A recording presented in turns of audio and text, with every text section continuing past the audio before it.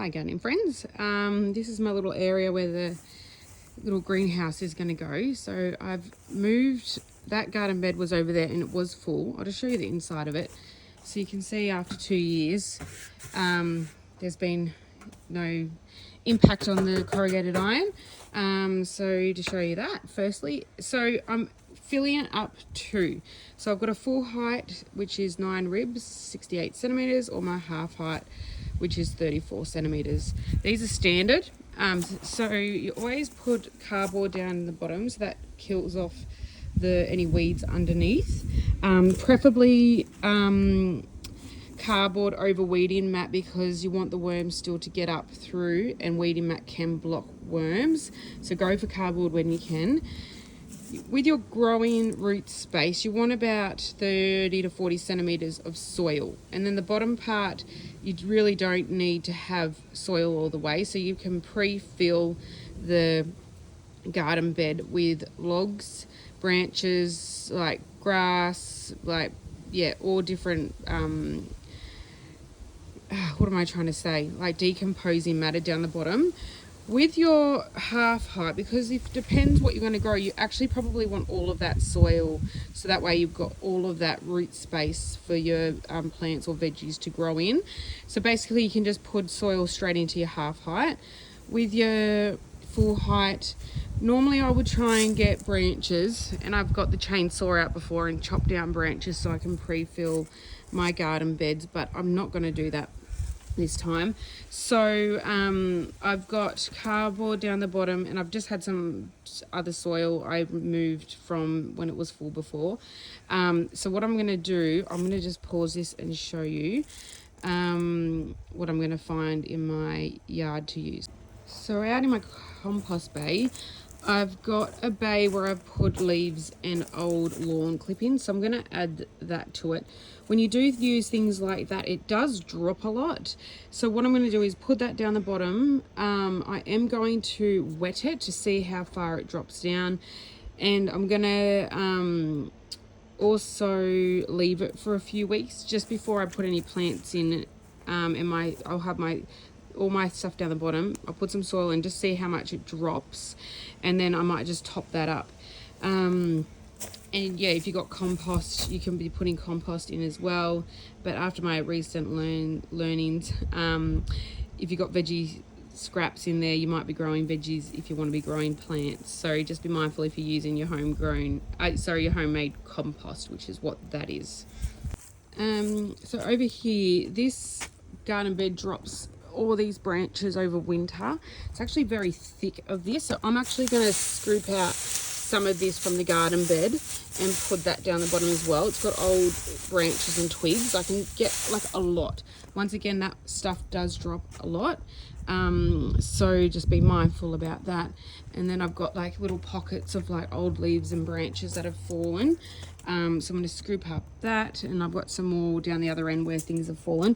So I'm just going to use what I've got without using logs this time around. Preferably you get some logs down the bottom, because they're really slow decomposing, and then you kind of fill in the gaps with like the lighter leaves and little branches. But I don't have any logs, so I'm just going to go straight with the lighter stuff. Yeah, so ideally you put your cardboard, you get your logs, and then cram in all your leaves and branches and things within the gap halfway up, and then put in your soil. So they're for your standards. For wicking beds, so there's one that's already filled. It's got some potatoes in it. So that's got bottom half of bits and pieces. I actually have some old broken bricks down there as well. Anything that's got drainage, logs and bits and pieces. And then I've got the top half of the soil. Wicking beds, this is a half height wicking bed. So with our half height wicking beds, because the first two bottom rows will be the water reservoir, and rocks and water, it's going to have 15 centimeters of rocks, and then you're going to have a geofabric and 15 centimeters of soil. So you can really only do shallow rooted veggies in the half height wicking bed. So I'm thinking of putting strawberries and things in here, and so basically that bed will water itself because it's going to be behind my greenhouse. and I'm not going to be able to water it often with a hose. So so you can see there, that's the waterproof reservoir. But with a full height wicking bed, you've got 30 centimeters of rock, the gero fabric, and 30 centimeters of soil. So wicking beds you set up a little bit different. So Dad's going to get me some blue metal. He doesn't know that yet, but I need to set that up before the greenhouse comes.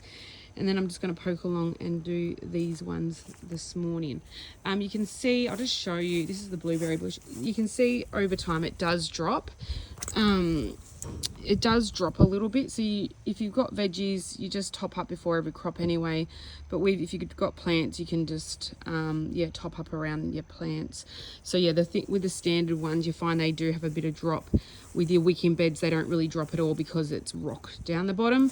So there's not really any movement in the dropping. So it's just something to be mindful of when you're preparing and filling your garden beds. Hope that helps. Ask any questions. Projects. Okay, so I put more of the bigger branches down the bottom. This has got leaves, dried out leaves and grass. You see it's really full, but as soon as I water that and it drops, it's going to drop down. It's going to drop down to like half the amount. So put in more of your slow decomposing materials and what you think is going to drop. So even me doing that right now, it's dropping, and then once it waters, and it's all going to settle. So really make sure you work it in, because you might get a rude shock that it's dropped a lot. So see, I might even put some more in before I water it. Just wanted to show you.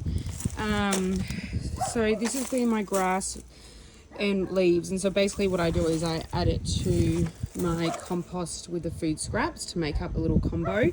So it's like where I dump it in there first. But I wanted to show you, this has been in here for a while. So this is, I just emptied out a bed because I moved it, and it really broke down. Like my whole bed, all the slow decomposing materials had broken down completely.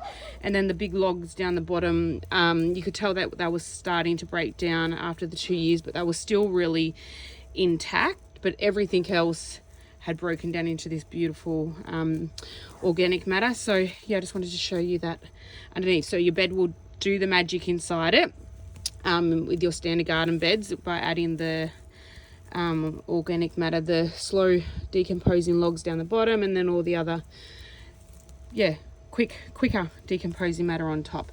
So yeah, there you go. Hope that helps. So I have decided to put a bit of that broken down grass down the bottom in here down the bottom. I think I'm going to put another blueberry plant in there. So it's still got enough space for the root system to go down in. So I have pre-filled a bit of my half height circle in the end.